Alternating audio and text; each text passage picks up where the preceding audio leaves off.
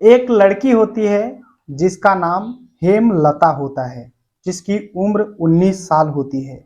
उसकी शादी राजकुमार नाम के एक व्यक्ति के साथ होती है। एक दिन हेमलता बिना कपड़ों के, यानी शरीर पे एक भी कपड़े नहीं होते हैं, और अपने नंदोई से वीडियो कॉलिंग बात कर रही होती है। नंदोई बोलता है कि हेमलता, वाकई में तुम बेहद खूबसूरत हो, तुम्हारे जैसा कोई भी नहीं है। इसके बाद कुछ ऐसा होता है कि हेमलता का नाम सोशल मीडिया पे तेजी से वायरल होने लगता है। सभी लोग जानना चाहते थे कि आखिर हेमलता के साथ हुआ क्या था। पूरी कहानी इस वीडियो में बात करने वाला हूं, बस लास्ट तक बने रहो और देखते रहो। नमस्कार दोस्तों, मैं विजय शंकर पाल। इस वीडियो को लाइक करना, चैनल को सब्सक्राइब करना। रोजाना शाम को 7 बजे हमारी एक नई वीडियो आती है, तो चैनल को सब्सक्राइब करके बेल आइकन को जरूर दबा लेना। बाकी आप लोग कहां से हमारी वीडियो देखते हैं कमेंट जरूर किया करिए। नेक्स्ट वीडियो में आप सभी का नाम जरूर लूंगा। तो चलिए स्टार्ट करता हूं। आज की जो सच्ची घटना सुनाने जा रहा हूं, यह है उत्तर प्रदेश में एक जिला लगता है बरेली। यहीं पर एक थाना लगता है शाही, और इसी थाने के अंतर्गत एक गांव है बाकेनिया। यहीं के रहने वाले राम सजीवन होते हैं, जिनकी उम्र 48 साल होती है। इनकी पत्नी कमला, जिसकी उम्र 47 साल होती है। इन दोनों के बीच में 2 बेटियां होती हैं और सबसे छोटा एक बेटा होता है। बड़ी बेटी, जिसका नाम सुशीला होता है, उसकी शादी हो चुकी है राजेश नाम के व्यक्ति के साथ। छोटी बेटी, जिसका नाम कुसुम है, जिसकी उम्र 23 साल। बड़ी की बेटी का उम्र 25 साल, छोटी बेटी की उम्र 23 साल, जिसकी शादी सर्वेश नाम के व्यक्ति के साथ हो चुकी है। बेटा है जिसका नाम राजकुमार है, जिसकी उम्र 21 साल है। जो राम सजीवन है, ये सोचते हैं कि मैं अपनी दोनों बेटियों की शादी कर चुका हूं, खाना बनाने वाला कोई नहीं है, तो ये सोचते हैं कि क्यों न अपने बेटे राजकुमार की कहीं अच्छे जगह शादी कर दिया जाए।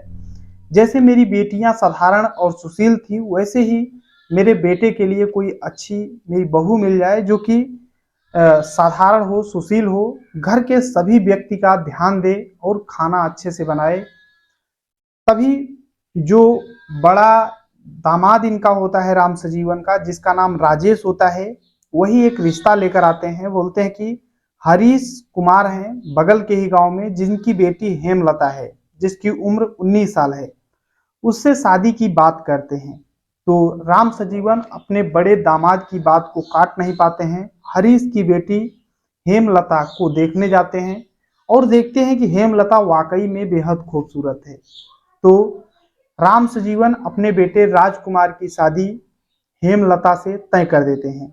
आखिरकार मई 2023 में हेमलता दुल्हन बनकर के राजेश के घर आ जाती है। समय बीत रहा होता है, सब कुछ सही से चल रहा था। हेमलता जो है अपने सास ससुर की सेवा करती, अपने पति की सेवा किया करती थी। छोटा परिवार था, सब कुछ सही तरीके से चलता रहता है। समय बीत रहा होता है। इधर 2024 आ जाता है। हेमलता 1.5 महीने की प्रेग्नेंट हो जाती है। राजकुमार भी बेहद खुश होता है कि मेरी पत्नी अब प्रेग्नेंट हो गई है, मेरे भी घर में एक किलकारी गूंजेगी, मेरे भी एक बेटा होगा। तभी जो हेमलता है अपने पति से बोलती है कि मैं अपने मायके घूमने टहलने जाना चाहती हूँ। तो राजकुमार बोलता है कि ठीक है, चलो मैं तुम्हें जहां कहोगे वहां घुमा दूंगा। और राजकुमार अपनी बाइक उठाता है और अपने पत्नी हेमलता को बैठाता है और ले जाता है पहले मार्केट, सब कुछ शॉपिंग कराता है। उसके बाद अपने ससुराल जाता है, वहां पर एक दिन रुकता है। उसके बाद हेमलता के मौसी के घर ले जाता है घुमाने के लिए।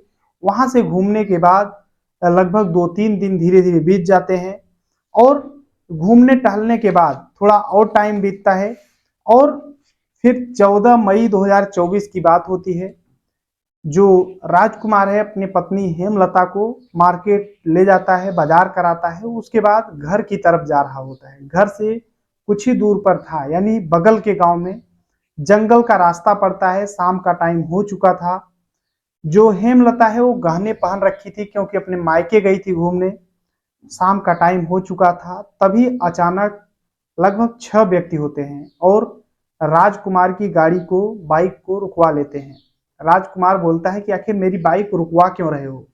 तभी वो लोग राजकुमार को मारना शुरू कर देते हैं हाथ से, लप्पड़ से। और फिर जो पत्नी है हेमलता, वो छुड़ाने जाती है कि ऐसा क्यों कर रहे हो आप लोग।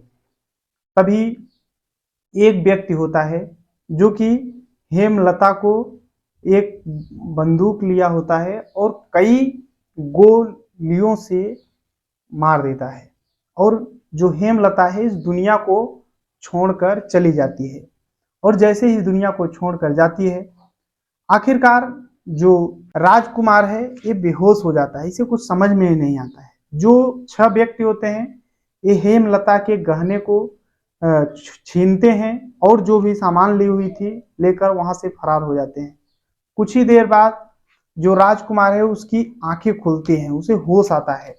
फौरन अपने दोस्तों के पास, गांव वालों के पास फोन लगाना शुरू कर देता है, क्योंकि उसकी मोबाइल चोर जो डकैत होते हैं नहीं ले गए होते हैं। जैसे ही राजकुमार अपने गांव के प्रधान के पास फोन लगाया, उसका एक दोस्त होता है राम बहादुर, उसके पास फोन लगाया। देखते ही देखते गांव के लोग जैसे ही जाने कि राजकुमार के से डकैत भिड़ गए थे, तो सभी लोग भाग करके आते हैं। देखते हैं कि जो पत्नी है राम राजकुमार की, वो इस दुनिया को छोड़कर हेमलता जा चुकी है। और राजकुमार को फौरन जो प्रधान होता है और राजकुमार का दोस्त राम बहादुर, वो फौरन अस्पताल लेकर जाते हैं और राजकुमार का इलाज शुरू हो जाता है, क्योंकि उसके भी कुछ चोट लगे हुए थे। और जैसे ही इलाज शुरू हो जाता है, देखते ही देखते मौके पर पुलिस आ जाती है, क्योंकि हेमलता इस दुनिया को छोड़कर जा चुकी थी, तो पुलिस भी आ जाती है।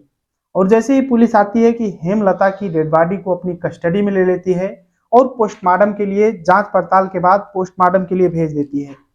अब राजकुमार से पूछताछ किया था कि आखिर कैसे ये सब हो गया, तो राजकुमार रोते हुए बताता है कि साहब, मैं तो आ रहा था घूम टहल करके, दोनों खुश थे, लेकिन पता नहीं कैसे अचानक मेरी बाइक रुकवाया और मारना शुरू कर दिए। मेरी पत्नी जब मना किए तो उसे इस तरीके से। आखिरकार पुलिस भी हैरान हो जाती है, बोलती है टेंशन मत ले राजकुमार, मैं तुम्हारे पत्नी को जिसने भी इस दुनिया से हटाया है उसे छोड़ूंगा नहीं। एसपी होते हैं मानुष पारिक, जो कि अपनी टीम के साथ पूरा जांच पड़ताल स्टार्ट कर देते हैं, लेकिन कोई पता नहीं चल रहा होता है। 14 मई 2024 को पूरी वारदात हुई थी। जब कोई पता नहीं चलता तो इधर जो हेमलता के पिताजी होते हैं हरीश कुमार, इन्हें जैसे पता चलता है कि मेरी बेटी इस दुनिया को छोड़कर जा चुकी है, ये हरीश कुमार और इनके घर वाले फौरन भागते हुए आते हैं। बोलते हैं कि अभी तो ये लोग खुश होकर के आ ही रहे थे, मेरे यहाँ घूमने गए थे, लेकिन ये सब अचानक क्या देखना पड़ रहा है। आखिरकार हरीश कुमार रो रो करके बुरा हाल हो जाता है। लेकिन ये पुलिस से एक चीज बताते हैं, बोलते हैं कि जो राजकुमार है मेरी बेटी से ये बहुत ज्यादा लड़ाई किया करता था, मेरा शक इसी के ऊपर है। अब जैसे ही पुलिस शक होता है राजकुमार के ऊपर, पुलिस राजकुमार को उठा लेती है और राजकुमार से पूछताछ शुरू कर देती है। पुलिस बोलती है कि तुम्हें अपने पत्नी से लड़ाई क्यों करते थे तुम। तो राजकुमार बताता है कि साहब, वो इंस्टाग्राम पे वीडियो बनाया करती थी, मैं बस मना करता था, इसी को लेकर के थोड़ा बहुत बहसबाजी हो जाती थी, लेकिन उसके बाद तो मैंने कुछ नहीं बोला था। मेरा क्या दोष, मेरी इतनी कहाँ मजाल कि मैं अपने पत्नी को इस दुनिया से हटाऊं। आखिरकार पुलिस राजकुमार को छोड़ देती है और पुलिस जो है राजकुमार की मोबाइल को सर्विलांस पर लगा देती है, यानी जितनी भी कॉल आएंगी, बात होगी, सब कुछ पुलिस को सुनाई देगा। और अब पुलिस जैसे सर्विलांस पे लगाती है, जिससे जिससे बात होता पुलिस उसका भी मोबाइल सर्विलांस पे लगा देती है। इधर राजकुमार का जो दोस्त है जिसका नाम राम बहादुर होता है, इसकी भी मोबाइल सर्विलांस पर लग जाती है। अब पुलिस जांच पड़ताल कर रही थी, कोई पता नहीं चल रहा था। धीरे धीरे करके 9 दिन बीत जाते हैं। 23 मई 2024, कोई पता नहीं लग रहा था। पुलिस भी हैरान थी कि आखिर हुआ क्या है। गांव वालों से, रिश्तेदारों से, सभी से पूछताछ कर रही, कोई क्लू सामने नहीं आ रहा है। लेकिन जैसे ही 23 मई 2024 आता है, अब सभी का मोबाइल जो था सर्विलांस पर लगा था। तभी जो राजकुमार का एक दोस्त होता है राम बहादुर, उसके मोबाइल पर एक फोन आता है और एक लड़की होती है जो कि राज बहादुर जो है, राम बहादुर जो है उसकी गर्लफ्रेंड होती है। वो फोन करती है, बोलती है कि राम बहादुर तुम बात क्यों नहीं कर रहे हो, आखिर बार बार मैं फोन कर रही हूँ। तो राम बहादुर बोलता है कि देखो मेरे पास बार बार फोन मत करो, हम लोगों की मोबाइल जो है सर्विलांस पे लग चुकी है और मैं बहुत जल्द हो सके तो जेल भी जा सकता हूँ, इसलिए मेरे पास फोन मत लगाओ, बहुत बड़ा मैटर हो चुका है। तो जो उसकी गर्लफ्रेंड है जब इतनी बात सुनती है तो काट देती है फोन। लेकिन अब पुलिस जो है वो राम बहादुर के को शक में ले लेती है और उसे उठा लेती है, उठा करके थाने लेकर आती है। अब पुलिस जो है पूछताछ राम बहादुर से करना शुरू कर देती है। राम बहादुर बोलता है कि साहब मुझे क्यों उठा रहे हो, क्या बात है। तो पुलिस बताती है कि आखिर तुमने उस लड़की से ऐसा क्यों बोला कि हम जेल जा सकते हैं, मैटर बड़ा हो गया है। अब जब इस तरीके से पुलिस पूछती है तो राम बहादुर भी एक प्रकार से कांपने लगता है, और जैसे ही कांपने लगता है पुलिस अब सख्ती से पेश आती है। राम बहादुर जो है टूट जाता है। टूटने के बाद एक कहानी सुनाना शुरू करता है। वो सबसे पहले बताता है कि साहब मैंने कुछ भी नहीं किया है, सब कुछ राजकुमार का किया धरा है, मैंने बिल्कुल भी कुछ नहीं किया है, सब वही किया है, मैं तो सिर्फ उसके गहने वगैरह चुराया था, उसके बाद कुछ नहीं किया था। अब पुलिस जब इतना सुनती है तो भाई अब उसे समझ नहीं आ रहा था कि अब उसे ये लगा कि अब तो रास्ता निकल गया है। अब पुलिस फौरन राजकुमार को भी जैसे पता चलता है कि मेरा दोस्त राम बहादुर गिरफ्तार हो चुका है, वो भी अपना घर छोड़ देता है। अब पुलिस जो है राजकुमार के पीछे लग जाती है और आनंदपुर बाजार से राजकुमार को गिरफ्तार कर लेती है। गिरफ्तार करने के बाद थाने लेकर आती है। अब पुलिस राम कुमार को जो है डंडे से पीटना शुरू कर देती है और उससे राजकुमार से सख्ती से पेश आती है, तो राजकुमार भी टूट जाता है। पुलिस बोलती है कि आखिर क्या हुआ था, पूरी कहानी तुम बताओ। तो राजकुमार जो है कहानी सुनाना शुरू करता है और जितने लोग सुनते हैं वाकई में सोचने लग जाते हैं। राजकुमार बताता है कि साहब 2023 मई में हमारी शादी हुई थी हेमलता के साथ, और हेमलता जैसे ही मेरे यहाँ आई थी सब कुछ सही था, खुश थे हम दोनों, अच्छे से टाइम बीत रहा था। लेकिन जो मेरा अगुआ पछुआ था, जो मेरी शादी कराया था, मेरे जीजा थे यानी बहनोई थे, जीजा जीजे थे, और जिनका नाम राजेश होता है, और मेरी जो बीबी है हेमलता, ये राजेश से अक्सर बात किया करती थी, ऐसा कोई दिन नहीं जिस दिन बात न किया करती हो। मैं बार बार बोलता था कि देखो बार बार किसी से बात मत किया करो, कभी कभी हाल चाल ले लिए ठीक है, लेकिन रोजाना बात मत किया करो। लेकिन हेमलता जो है वो कहती थी ठीक है अब नहीं बात करूंगी, लेकिन दूसरे दिन मैं देखता कि फिर से फोन पर लगी है मेरे जीजा जी से, यानी अपने नंदोई जी से। अब इसी तरीके से जब कई बार होता है। अब इधर जो हेमलता है वो पहले से, शादी के पहले से भी इंस्टाग्राम और फेसबुक पे सभी जगह रील्स बनाया करती थी, और शादी के बाद भी इसकी बनाने की आदत थी, रील्स बनाने की। तो राजकुमार जो है वो मना करता है कि देखो तुम रील्स वूल्स मत बनाया करो, इससे कुछ पैसा ज्यादा आ नहीं रहा है, तो तुम अपना घर का काम करो, सब कुछ मैं देखूंगा।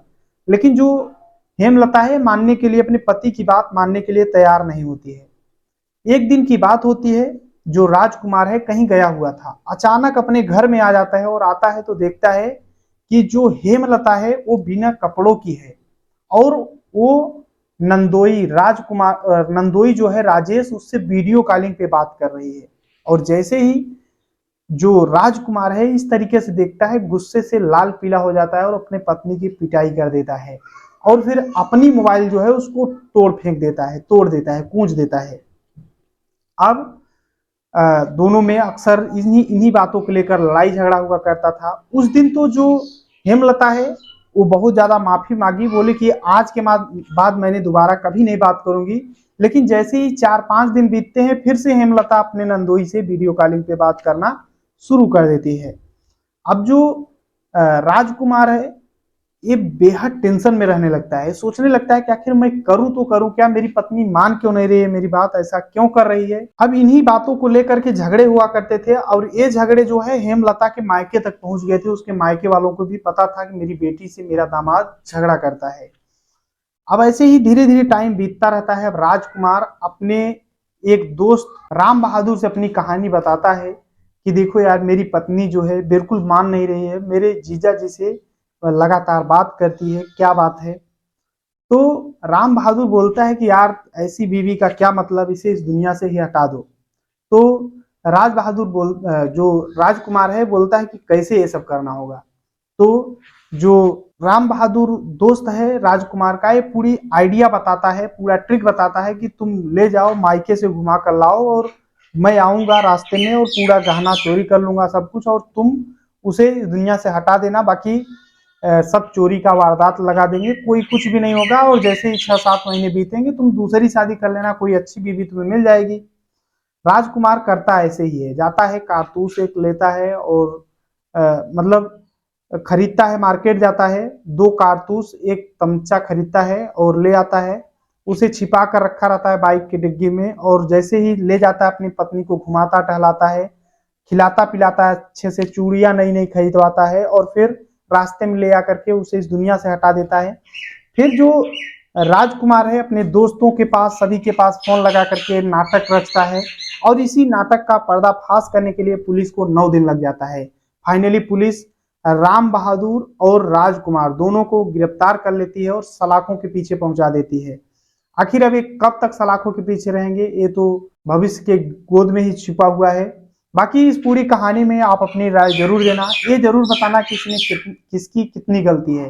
ये पूरी कहानी सुनाने का उद्देश्य किसी को परेशान करना है, दुख पहुंचाना नहीं है, बल्कि आप सभी को जागरूक करना है। जहां भी रहें अपना और अपनों का ख्याल रखें, सुरक्षित रहें। बाकी चलते हैं आज के कमेंट की ओर। तो विक्रम रावत जी हैं जो कि उत्तराखंड से हैं, हमारी वीडियो देखते हैं। जगदीश प्रसाद हैं जो कि दिल्ली से रहने वाले हैं। मोती चंद राजभर हैं जो कि मुंबई से हैं। विश्वनाथ यादव हैं जो कि आजमगढ़ से हैं। आलोक हैं असम से। विकास कुमार पाल हैं सुल्तानपुर उत्तर प्रदेश से। वीरेंद्र मिश्रा हैं जो कि कोलकाता से। विजय नारायण दुबे मऊ से। अनूप पटेल जौनपुर से। DN पाल हैं रायबरेली से। राम किशोर हैं जो कि वृंदावन से रहने वाले हैं। तो सभी को तहे दिल से शुक्रिया। मिलते हैं इस वीडियो में, तब तक के लिए जय हिंद, वंदे मातरम।